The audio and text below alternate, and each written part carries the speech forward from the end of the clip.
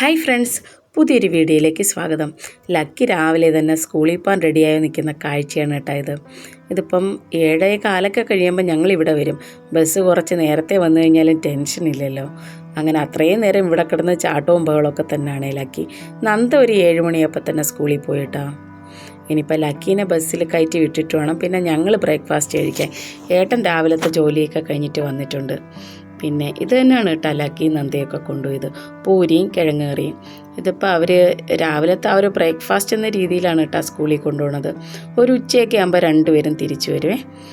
പിന്നെ ഞാൻ ബ്രേക്ക്ഫാസ്റ്റൊക്കെ കഴിച്ചിരുന്നപ്പോൾ താഴെ ഒരു പച്ചക്കറിയൊക്കെ കൊണ്ടുവരുന്നൊരു ചേച്ചി ഉണ്ട് കേട്ടോ. അങ്ങനെ പുള്ളിക്കാരത്തി വിളിക്കുകയാണ്, ഉച്ചത്തിൽ വിളിക്കുമായിരുന്നു കേട്ടോ. അങ്ങനെ ഞാൻ താഴെ ഇറങ്ങി നിന്ന് നോക്കി എന്താ സംഭവമെന്ന്. വെണ്ടയ്ക്കയും മത്തങ്ങയൊക്കെ കൊണ്ടുവന്നിരിക്കുകയാണ്. ചില ദിവസം വന്നേലേ മത്തൻ്റെ പൂവൊക്കെ കാണും. നമ്മുടെ നാട്ടിലൊക്കെ തോരൻ വെക്കത്തില്ലേ, ഇവിടെ ഉള്ളവർ നന്നായിട്ട് അതിൻ്റെ എന്തോ കറികളൊക്കെ വെക്കുന്നുണ്ട് കേട്ടോ. അതുകൊണ്ട് കെട്ട് കണക്കിന് ഇവിടെ മത്തങ്ങേൻ്റെ പൂ കൊണ്ടുവരാറുണ്ട്. വീട്ടിലൊക്കെ ഇതുപോലെ മത്തൻ്റെ പൂ പിടിക്കുമ്പോൾ വീട്ടിൽ പിച്ചാനൊന്നും സമ്മതിക്കത്തില്ല കേട്ടോ. പക്ഷേ ഇവിടത്തുകാരുടെ എന്തോ ഡിഷാണ് കേട്ടോ. ഇനിയിപ്പോൾ അതെന്താണെന്ന് കണ്ടുപിടിച്ച് ഒരു ദിവസം അത് സെർച്ച് ചെയ്ത് വെക്കണം. മിക്കുള്ള ദിവസവും അവരുടെ ഈ പൂ കാണും കേട്ടോ. ഞാൻ കണ്ടിട്ടുണ്ട്. ഞാൻ പറഞ്ഞില്ലേ, ഞങ്ങളുടെ വീട് ഫസ്റ്റ് ഫ്ലോറിലാണ്. അപ്പോൾ ഇതുപോലെ താഴെ ഇങ്ങനെ വിളിച്ചിട്ട് ഇങ്ങനെ കെട്ട് കണക്കിന് കൊണ്ടുപോകണം കേട്ടോ. ഞാൻ ഇവരുടെ നിന്ന് ഇതുവരെ വാങ്ങിച്ചിട്ടില്ലേ. താണ്ട ഈ നിൽക്കുന്ന കുട്ടിയുണ്ടോ, ഇതിപ്പം ലക്കീൻ്റെ ഫ്രണ്ടാണ്. ലക്കി വന്നു കഴിഞ്ഞ് കഴിഞ്ഞാൽ ഈ കുട്ടിയൊക്കെ ആയിട്ട് ഭയങ്കര കളിയാണ് കേട്ടോ. ഇന്ന് ആരും പച്ചക്കറി വാങ്ങിച്ചില്ലേ. എൻ്റെ അടുത്താണെങ്കിൽ ചിക്കൻ ഉണ്ട് കേട്ടോ. ഇല്ലെങ്കിൽ വെണ്ടയ്ക്കോ വല്ലതുമൊക്കെ ചിലപ്പോൾ വാങ്ങിക്കും. ഞങ്ങൾ കൂടുതലും ആ മാർക്കറ്റിൽ പോയിട്ടാണ് കേട്ടോ വാങ്ങിച്ചിട്ട് വരുന്നത്. ഇതിപ്പം ഇങ്ങനെ ഫ്രഷ് സാധനങ്ങൾ എന്തെങ്കിലും രാവിലെ കൊണ്ടുവന്ന് ചീരയൊക്കെ കൊണ്ടുവരാറുണ്ട്. ചീരയും പാലക്കും അതുപോലെ മത്തൻ്റെ ഇല, മുരിങ്ങേൻ്റെ ഇല, ആ സാധനങ്ങളൊക്കെ കൊണ്ടുവരും കേട്ടോ. ഇന്ന് ഞാൻ ബിരിയാണി വെക്കാമെന്ന് വിചാരിച്ചിരിക്കുകയാണ് കേട്ടോ. ഇതിപ്പം ഇന്നലെ ഞങ്ങൾ പോയി വന്നപ്പോൾ ചിക്കൻ വാങ്ങിച്ചിട്ടുണ്ടായിരുന്നു. അപ്പോഴേ ചിക്കനൊക്കെ എടുത്ത് ഒരു പരീക്ഷണം കേട്ടോ. ബിരിയാണിയൊന്നും അത്ര പെർഫെക്റ്റായിട്ട് വെച്ചില്ലെങ്കിൽ അത്യാവശ്യം തട്ടിക്കൂട്ട് ബിരിയാണിയൊക്കെ ഉണ്ടാക്കാറുണ്ട്. ഇതിപ്പോൾ ഇടയ്ക്കിടയ്ക്ക് ഇതുപോലെ എന്തെങ്കിലുമൊക്കെ സംഭവങ്ങളുണ്ടാക്കും. നന്ദയ്ക്കും ലക്കിക്കും ഒക്കെ വെറൈറ്റി ഭയങ്കര ഇഷ്ടമാണ് കേട്ടോ. ചിക്കൻ ബിരിയാണിയൊക്കെ നന്ദയ്ക്ക് ഇഷ്ടമാണ്. അങ്ങനെ കിച്ചണിൽ വന്നിട്ട് ബിരിയാണീൻ്റെ പണി തുടങ്ങിയിട്ടാ. വലിയ പെർഫെക്ഷനൊന്നും ഉണ്ടാവത്തില്ല, ഡെക്കറേഷനൊക്കെ കുറച്ച് കുറവായിരിക്കും കേട്ടോ. ഞാൻ ഇതുപോലാണ് ബിരിയാണി വയ്ക്കാറ്. ഇതിപ്പം നിങ്ങളെ കാണിക്കാനുള്ള, നിങ്ങളെല്ലാവരും എക്സ്പേർട്ടല്ലേ. ഇനിയിപ്പം ഞാൻ വെക്കുന്ന രീതി എന്തായാലും ഇന്ന് കാണിക്കുന്നില്ല കേട്ടോ. ഇങ്ങനെയാണ് ഞാൻ അരി ഊറ്റിക്കളഞ്ഞിട്ടാണ് കേട്ടോ വെക്കുക. ചിലരൊക്കെ ഇങ്ങനെ കുക്കറിലിട്ട് എല്ലാം കൂടെ സെറ്റ് ചെയ്ത് മിക്സ് ചെയ്ത് വെക്കാറുണ്ട്.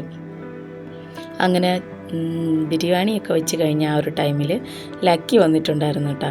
ലക്കിയെ വിളിച്ച് ഇങ്ങ് അകത്ത് കൊണ്ടുവന്നപ്പം പകുതി വഴിയിൽ വന്നപ്പോഴേ താഴത്തെ കുട്ടി വന്ന് അവൻ്റെ സൈക്കിൾ എടുത്തിട്ട് പോയേ. അങ്ങനെ യൂണിഫോം പോലും മാറ്റാതെ ഇറങ്ങി ഓടിയാണ് കേട്ടോ. അങ്ങനെ ആ ഒരു കുട്ടീൻ്റെ നിന്ന് സൈക്കിൾ വാങ്ങിച്ച് തിരിച്ചുകൊണ്ട് വെക്കുന്ന ബഹളമാണ് കാണുന്നത്. ഭയങ്കര ബഹളമായിരുന്നു കേട്ടോ അവനെ എടുത്തിട്ട് പോകണ കണ്ടപ്പം.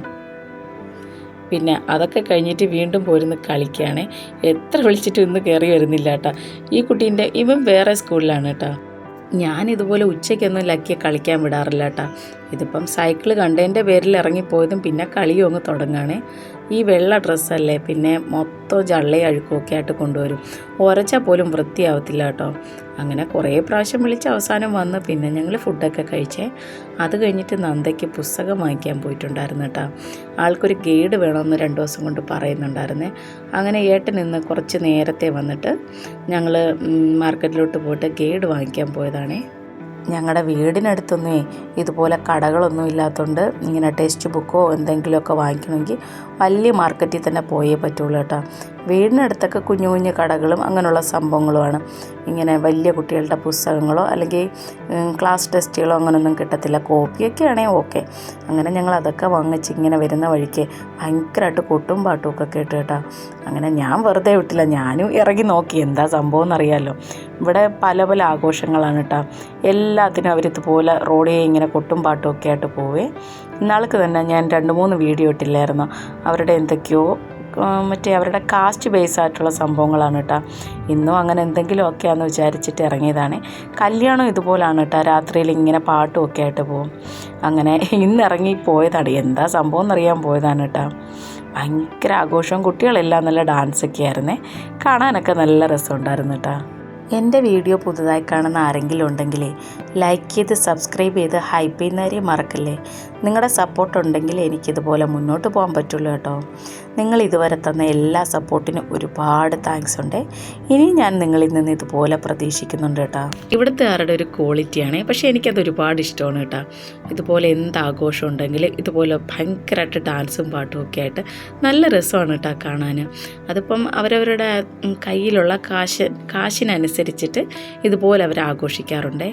ഇതിപ്പം നമ്മുടെ നാട്ടിലൊന്നും ഇമാതിരിയൊന്നും നടക്കത്തില്ല. എന്നാലും ഇവരുടെ കല്യാണങ്ങളും ഇതുപോലെ സംഭവങ്ങളും ഒക്കെ ഇതേപോലെ രാത്രിയിലാണ് കേട്ടോ ആഘോഷങ്ങൾ.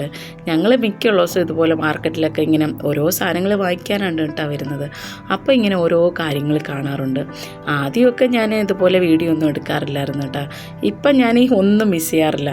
ഞാൻ കണ്ടു കഴിഞ്ഞ് കഴിഞ്ഞാൽ ഇപ്പം എല്ലാം വീഡിയോയിൽ പകർത്താറുണ്ട് കേട്ടോ. അങ്ങനെ ഇതെന്താ സംഭവം എന്ന് മനസ്സിലായില്ല. നോക്കിയപ്പോഴാണ് മനസ്സിലായത് ഇതിൻ്റെ ബാക്കിലാണ്ടല്ലേ ഗണേശ വിസർജനയില്ലേ അതിന് കൊണ്ടുപോകാമെന്ന് കേട്ടോ. അതിനുള്ള ഡാൻസും പാട്ടുമായിരുന്നു ആ കണ്ടതേ.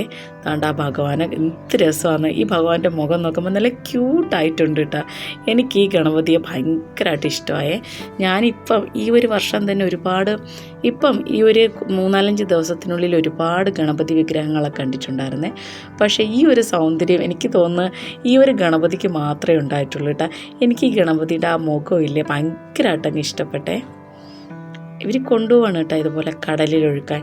ഇപ്പം ഇതിനടുത്ത് തന്നെയാണ് കടലും കാര്യങ്ങളും ഒക്കെ. അങ്ങനെ ഈ ഒരു സമയത്ത് കൊണ്ടുപോവാണ് കേട്ടോ. ഇതുപോലെ പൂജയൊക്കെ കഴിഞ്ഞിട്ട് കൊണ്ടുപോവാണ്.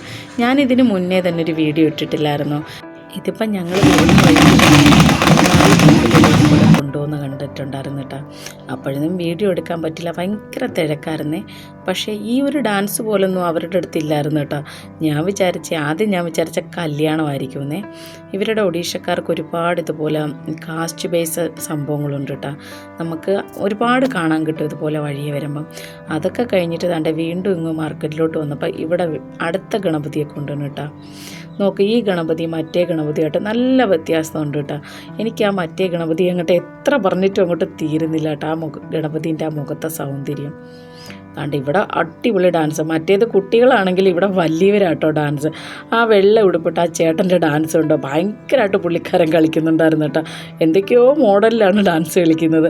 അത് തന്നെ വീഡിയോ പിടിക്കാൻ ഒരുപാട് പേരുണ്ടായിരുന്നു.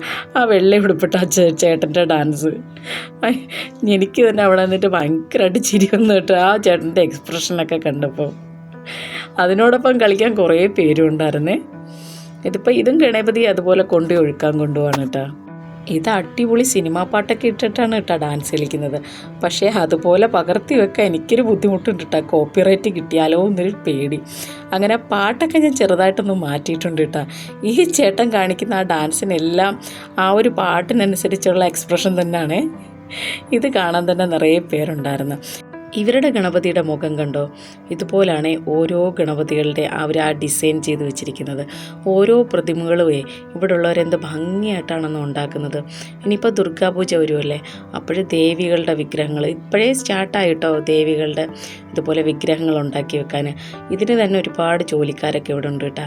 നല്ല രസമായിട്ടാണ് ഇവിടത്തുള്ളവർ വിഗ്രഹങ്ങൾ ഉണ്ടാക്കുന്നത്. നല്ല ജീവനുള്ള പോലാണ് കേട്ടോ. നമുക്ക് തോന്നിപ്പോവും ആ ഒരു വിഗ്രഹങ്ങളൊക്കെ കണ്ടു കഴിഞ്ഞാലേ. അതുകൊണ്ട് ആ ചേട്ടൻ്റെ എക്സ്പ്രഷൻ കണ്ടു കഴിഞ്ഞപ്പോഴേ എനിക്കിപ്പോൾ ഈ വോയിസ് കൊടുക്കുമ്പോഴും ചിരി വരിക കേട്ടോ. നല്ല ഭംഗിയായിട്ട് പുള്ളിക്കാരൻ കളിക്കുന്നുണ്ട്. അതിപ്പോൾ മറ്റുള്ളവരത് കോമഡി ആയിട്ടാണ് തോന്നുന്നു എടുക്കുന്നത്. പക്ഷേ എനിക്കിഷ്ടമായിട്ടാണ്. ഞാൻ കുറേ നേരം അവിടെ നിന്ന് കണ്ടായിരുന്നേ. ഇന്ന് പല സ്ഥലത്തും പൂജ ചെയ്ത് വെച്ചിരിക്കുന്ന ഗണപതികളെയൊക്കെ ഇന്നിതുപോലെ കൊണ്ടുപോയിട്ടുണ്ടായിരുന്നു കേട്ടോ. ഇനി മറ്റൊരു വീഡിയോ ആയിട്ട് വരാമേ. Okay friends, by.